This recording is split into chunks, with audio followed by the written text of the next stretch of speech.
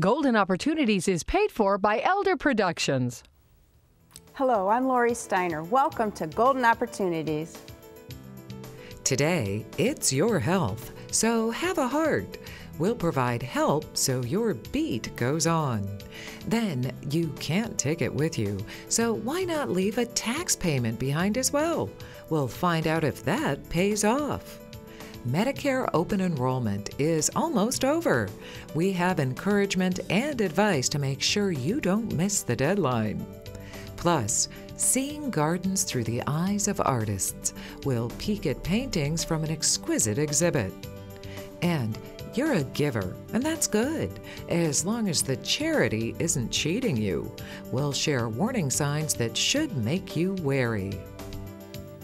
It's time to get GOing, so pull up a chair and join us at our kitchen table for Golden Opportunities.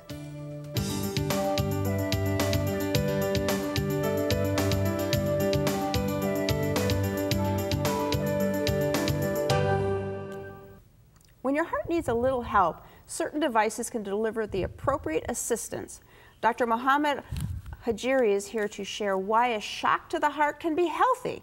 Dr. Hajiri is with the Heart and Vascular Center at Metro Health. Welcome to the show. Thank you very much, Lori. So we're going to talk about a number of devices that are battery powered or use electricity to help out your heart, right? Absolutely. So the way I look at it is that the heart can either go too fast or too slow. And it's like basically a two-floor house with an elevator in that has electricity and has plumbing and has rooms. So when the plumbing has a problem, that's when people have a heart attack and they need a stent and all that.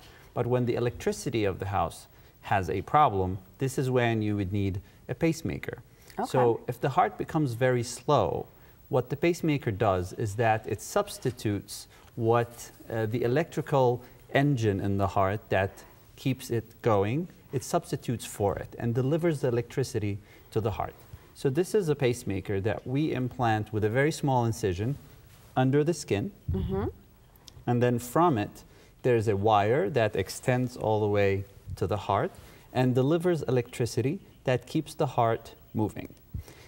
This pacemaker, implanting it takes about 40 minutes. So 40 not minutes too to 1 bad. hour. Not too bad. So how would you know when you'd need the pacemaker as opposed to something different? So oftentimes patients feel dizzy, they feel tired, they just feel not together.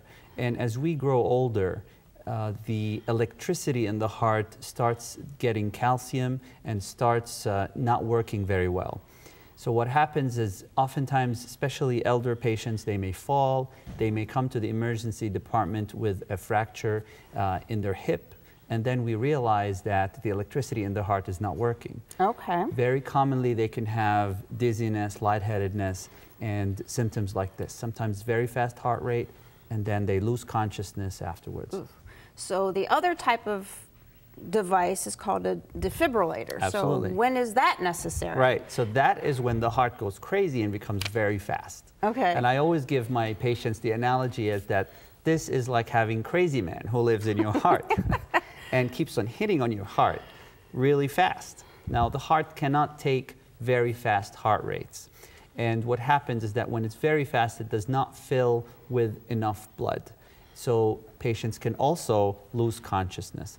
This is more common with patients with heart failure, where their heart is not as strong as it's supposed to be. Okay. This is the defibrillator. It's a little larger than the pacemaker. We also implant it here, and then the wires go in to the heart. And when the patient has a very fast heart rate, this device delivers a shock where it brings the heart back to its normal rhythm again. Kicks it back into pace. Kicks it back into pace. All right, so those are some things to correct problems. What if you're trying to track what is the problem? That is a very excellent question. So what is the problem? Sometimes patients come to us with palpitations, or they lost consciousness and they don't know what's going on, or more importantly with a stroke, and we don't know what's the cause of the stroke. Now, one of the very important causes of strokes are atrial fibrillation or irregular heartbeat. Sometimes this cannot be caught. And if we cannot catch the cause, so we can't treat it, and patients can get strokes again. Okay. So we have this device that's relatively new. where this takes about 10 seconds to implant. It's literally a chip. I tell my patients this is a chip. It's not a pacemaker. It's not a defibrillator. It's with a needle. We implant it here, and it has a battery in it that is good for about 2 years, where it constantly monitors your heart and tells us if you have irregular heartbeat. It tells us the cause of the stroke. It tells us the cause of your palpitations or any of those things if we cannot catch it with regular Holter monitor or things like that. And then we can fix it. So. And then we can fix it, absolutely. If your heart's current isn't correct, there are devices whose job it is to jolt them back to their best beat. If you need more help with your heart, use the information that's coming up next. My thanks to Dr. Hajiri for this shockingly important information. Thank you very much. To learn more, call Metro Health at 216-778-7800 or log on to www.metrohealth.org. Next, death and taxes. But first, we've just blasted past Black Friday and the crowds of customers who stampeded the stores in search of a bounty of bargains. But if you think Black Friday refers to retailers restoring their red money status back into the black, think again. We'll reveal the real reason behind Black Friday when we return. Hilltop Village Apartments is retirement living at its best. Residents enjoy a wide variety of activities and living services with all large first-floor apartments, private screened-in patios with beautiful park views, daily dining room meals, free laundry facilities, 24-hour staff, and so much more. Enjoy safe, comfortable independence at a very affordable price. Call today for a tour and learn how you can get your first month's rent free. Hilltop Village Apartments, retirement living at its best. In the 1950s, Black Friday was first branded by bosses who received a not-so-surprising number of staff calling in sick to score a 4-day weekend. Then the Philadelphia Police Department took up the term to describe the period when packs of patrons showed up to shop, combined with football fans flocking to the Army-Navy game. A policy of no time off for police post-Thanksgiving was how the expression of Black Friday was initially adopted. They say the only things in life that are sure are death and taxes. But for a certain kind of an annuity, that may not be the case. Jim Lineweaver is here with news about taking a delayed tax off the table. Jim is a certified financial planner professional with the Lineweaver Financial Group. So welcome back. Good to see you. So we're talking about a specific kind of an annuity, but let's just talk first generally about annuities. Yeah, basically, you can basically break down annuities into 2 different categories. One's going to be a deferred annuity, where you can actually give money to an insurance company. They'll invest it maybe at a fixed rate, or it could be variable or indexed annuity. But it's basically going to grow tax deferred. You're not going to have to pay any taxes on that growth until you physically want to start to get it at the money. The other version is an immediate annuity. This is where you might want to start creating a monthly paycheck for you. You're going to give a lump sum to an insurance company, and they're going to give you a monthly or annual income. And then usually you can make it so that you can never outlive it. You could tie a spouse onto there, so if it can be you and your spouse and never outlive the money. Or you can just say, hey, I want money for 10 years, and then it's over. So those are basically the 2 types of annuities that are out there. Oh, so how do taxes work? Well, what ends up happening is that, let's take this deferred annuity. When you defer an annuity, what ends up happening is over time, if you had a 5, 6 year, 7 year surrender charge schedule, maybe you want to move that annuity from one type of insurance company to another. And traditionally, that was going to be a taxable event. So what the IRS did is they said, well, if you still want it for your benefit, you can do what's called a 1035 exchange. So you don't have to pay any taxes on the gain. You're going to move it from one annuity over to another. And then you may incur another surrender charge or another waiting period again, but you're not going to have to pay any taxes on the transfer. Okay, so that sounds good, avoiding taxes, but we're talking about death and taxes also. So what about what happens to that annuity when you die? Yes, well, this is where all those pent-up gains are probably going to have to be paid at some point in time. And unfortunately, your beneficiaries may have to pay taxes on that. And a lot of times at death, what will occur is they're going to have to pay taxes on the lump sum or whatever those gains are. And that could be huge because we're in a marginal bracket society. The more you make, the more you have to pay. So what happens is back in 2013, the IRS came up with a law and they basically said, if you have died with an annuity and there's a good amount of gains in there, so your beneficiaries could potentially have to get hit with a lot of taxes. What happens is we can do this post-mortem 1035 exchange.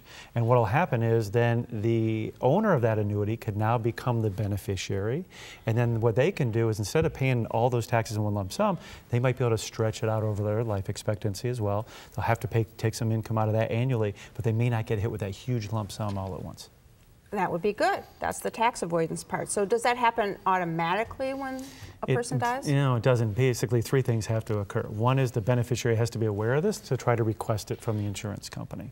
And usually it's not with that same insurance company. So the company that holds the existing annuity would have to allow a post-mortem 1035 exchange out, and the other insurance company would have to accept a post-mortem 1035 exchange coming in, because the ownership on both are changing, and that's the key. Okay, so it's important which company you pick. So it is complicated. Sounds good, but it's complicated, but it can be worthwhile. So you have a way for our viewers to learn something more, right? Yeah, because we're just scratching at the surface. So what we did is we're doing an education program in my Valley View office, and the program is going to be on December 8th at 6 p.m. and Thursday, December 10th at 1 p.m.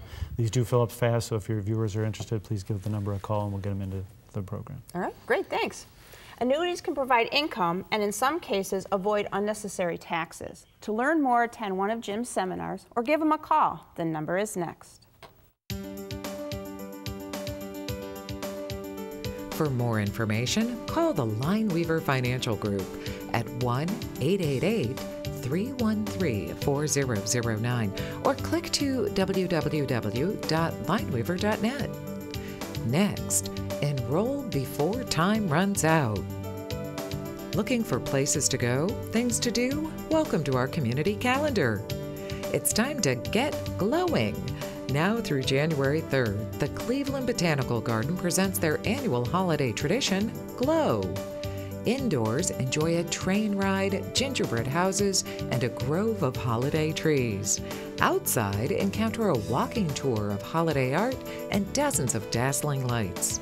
To unwrap more details, call 216-721-1600 or dig into their website, www.cbgarden.org. The clock is ticking towards the deadline of Medicare Open Enrollment. You have just over a week to make any changes that will take effect in the new year. Abby O'Brien is here with what you need to know before time runs out. Abby is manager of individual and Medicare sales at Medical Mutual of Ohio. So Hi. Welcome again to the show. Thank you, Lori. So end date is December 7th, right? It is. But can't we sign up for Medicare anytime? Well, let's talk about that. So it's really important to know that a week from tomorrow is the deadline to change your Medicare Advantage plan or enroll in a Medicare Advantage plan or change your Part D plan if you have that. So as far as actually applying for Original Medicare, you can apply at any time, but based on your circumstances, it may not start right away, and there also may be penalties for applying late. So Medicare.gov is a great place to find out your personal situation and how you could be impacted. So really two different things to think about. Okay, and you've mentioned Medicare and Medicare Advantage, so what's the difference there? Okay, great. So let's talk about that. So Original Medicare, Parts A and B, let's talk about that. Part A is your hospital coverage, and Part B is your medical coverage. Doctor visits, preventive care. So when we talk about Medicare Advantage, that's incorporating Part A and B and Part D, the prescription coverage, into one plan with a company like Medical Mutual. Okay, so it's just a different way of getting the same type of coverage. Exactly. So when you first sign up, you get Medicare A and B, right? That's right. And then along the way, during this open enrollment that we're coming up on, you can switch it to a Medicare Advantage plan? Exactly. And we offer both HMO plans and PPO plans. So that's a really important piece to think about what makes sense for you and your personal situation. So an HMO plan is going to, you're going to be restricted to staying within the network unless it's an emergency, and a PPO plan, you would have that flexibility to go in or out of network. So again, big piece is checking your doctor before you make that decision about, which plan's right for you. To know which doctor, if your doctor's in your plan. Exactly. So are there some plans that offer more than others offer, and is there difference in price because of that? Yeah, there can be. And what's nice about the Medicare Advantage plans, and specifically our plans, is there are some extras in there that you wouldn't get with original Medicare A and B. Dental coverage, vision coverage, silver sneakers, which we've talked about on other programs, which is a great wellness program that gives you access to facilities for cardio classes, yoga, swimming, walking groups, etc. So those are also some extra things that the Medicare Advantage plans put in there. Okay, but we're coming up on the deadline. There's not a lot of time left, but if you still got to do some research, what can our viewers do? So we want your viewers to know that Medical Mutual is a great resource. So we have licensed agents manning our phone line that are able to talk through, your personal situation and help navigate through what plan is best for them.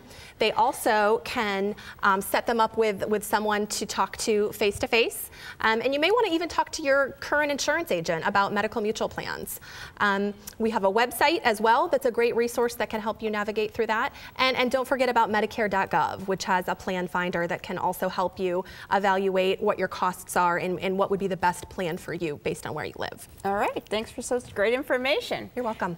December 7th is D-Day, deadline day for Medicare Open Enrollment. Be sure you evaluate your current plan and make any changes before time runs out. My thanks to Abby O'Brien for her timely advice. You're welcome. Find out more about Medical Mutual of Ohio by visiting their website, www.medmutual.com/2015options, or call 1-866-488-3266. Next, Monet to Matisse. It's time to get up and go, an exercise segment on golden opportunities. Hello everybody, it's Mike Carbon from Breakout Fitness, and today we're here to show you how to work the shoulder muscles, but more importantly than the shoulder muscles, the trap muscles, which aid our neck in moving all different directions when we're driving or even sitting at the ballpark watching a game. You ready to go? I don't know. Exactly, you already got it. What we're gonna do here is we're gonna stand on the center of the band. Okay, we wanna make sure there's a nice amount of tension between our foot and our hand. All we're gonna do is maintain good posture, make sure you breathe, but we're gonna bring the shoulders to our ears and then back down. Your arms should stay straight throughout the whole movement. Just squeeze your neck and look forward, okay? Raise your shoulders as high as you can, as if you're saying, I don't know. I don't know. How you feeling? I don't know. I don't know, all right. All right, we're looking for 12 to 15 repetitions here, at least 3 to 4 sets, everybody. And now it's your turn to get up and go. For your copy of the exercise booklet, send $1 for postage to Golden Opportunities, 6105 Parkland Boulevard, Suite 140, Mayfield Heights, Ohio, 44124. Artists have always drawn inspiration from nature, but did you know that some of the greats also gravitated to personal gardening? These picturesque painters planted and pruned, and then they captured their cultivating creativity on canvas. Bill Robinson has harvested this bounty of beauty into an innovative exhibit called Painting the Modern Garden, from Monet to Matisse. Bill is the curator of the exhibit at the Cleveland Museum of Art. So we welcome you here to the show today. It's wonderful to be here. So this all started with Monet's water lilies, and then you dug into some research, and what did you find? Well, we read through diaries and letters of artists, and we discovered that not only Monet, who was a great gardener, one of the greatest gardeners in history, but many of his colleagues, I mean, Impressionists that people will know, Renoir, Caillebotte, but also other artists like Matisse and so many others that I think people will be surprised to discover were not only passionate gardeners, but used their gardens as the subject and inspirations for their paintings. Wow, okay, so they were really into these efforts, right? They're just not puttering in the garden like I would do. Oh, no. They're actually gardeners. Well, so let's just talk about Monet, because he's the key figure, he's the touchstone. He started gardening in his youth. Wherever he lived, he gardened. And then, of course, during the last 30 years of his life, he created these great gardens, more than one at Giverny, the land gardens, the water gardens. He was consulting with experts around the world, importing plants from Asia and Africa and the Americas, crossbreeding them and creating new hybrids. And he's part of what was called the Great Horticultural Movement. And he was so world famous that expert gardeners came, interviewed him, they published articles about his gardens.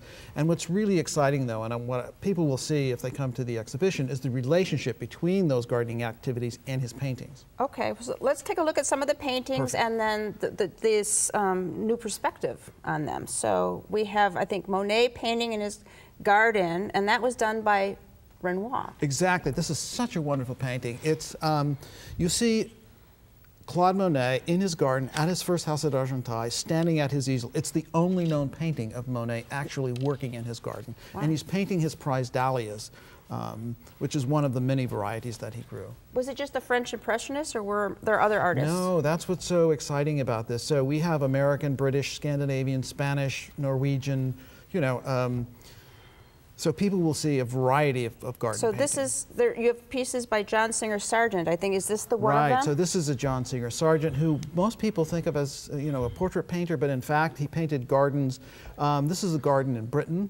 It was the garden of another artist, and it's one of many studies that people will see in the exhibition for his painting called Carnation, Lily, Lily, Rose. Okay, and also there's something by Van Gogh. So tell me about that garden. There are two Van Goghs. Oh, two Van Goghs, okay. And Van Gogh was not himself a gardener, but he painted gardens. He wrote interesting things about him in his letters. He painted the garden of the asylum where he was interned for many years, and wrote very interesting things about them in his letters. This painting here is actually a garden of another artist, painted at Auvers in the north of France, just within the last months of his life, and it's very abstract. Van Gogh painted a series of pictures of this garden, and you can see that this is really a great masterpiece of modern art. And I mean, you just have to see this kind of painting in person because of the dynamic way in which Van Gogh paints. Sounds like a fantastic exhibit. So if you want to see more of these gorgeous gardens, then you need to plant yourself at the Cleveland Museum of Art. The exhibit continues through January 5th. My thanks to Bill Robinson for giving us a fantastic preview today. Thank you. Learn more by calling the Cleveland Museum of Art at 216-421-7350 or visit www.clevelandart.org. Next, when giving turns to gotcha. Here at Metro Health, you know you matter when it matters most. Here, we are the city's best at preparing for the world's worst. Here, we are the only verified burn center in Ohio for adults and children. Here, you'll find exceptional clinicians with extraordinary hearts. So the work we do here at Metro Health makes an impact here, out here, and right here. Metro Health, we're here for you, for all of you. Did you miss a phone number or website? Then here's your second chance, because we're going to list all of that information again. Then we'll be back to help you give without being taken.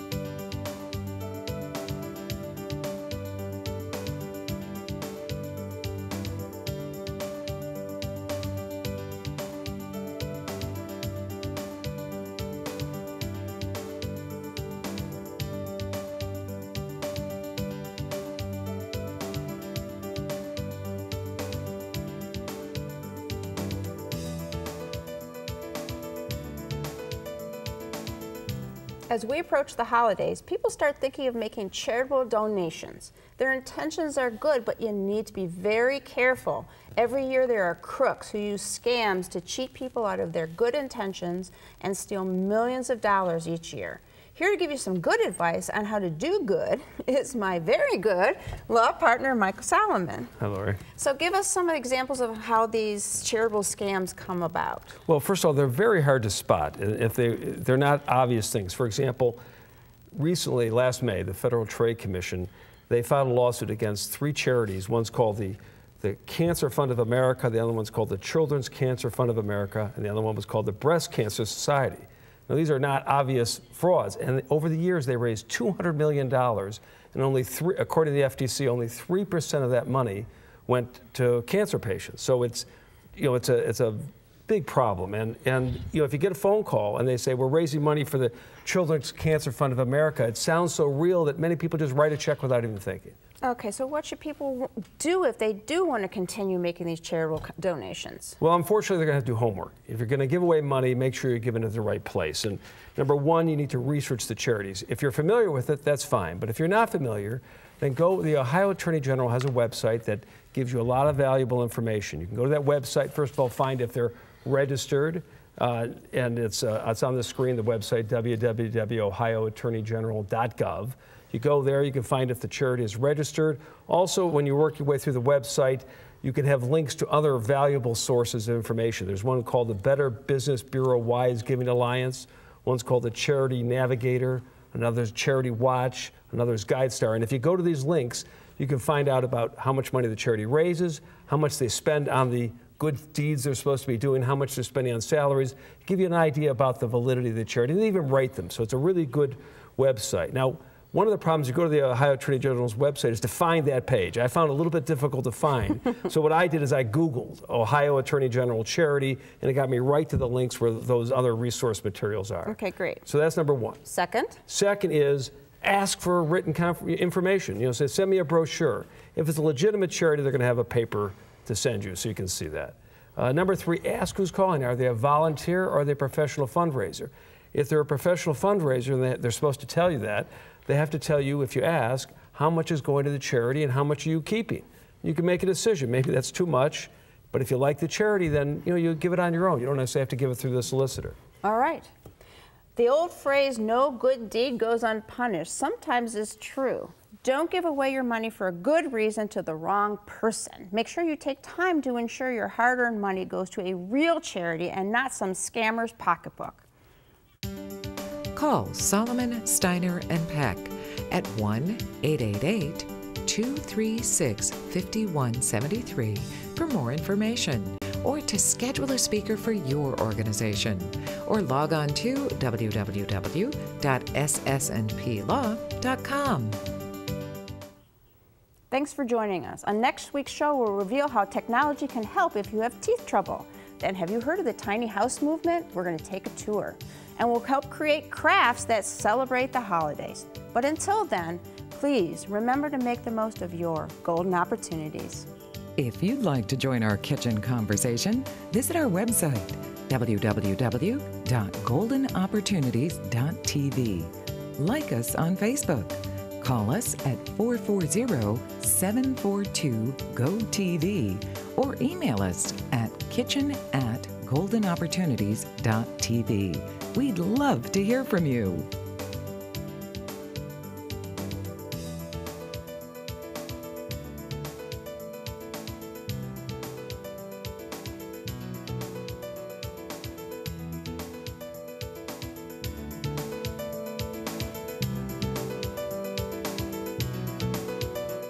Golden Opportunities is paid for by Elder Productions.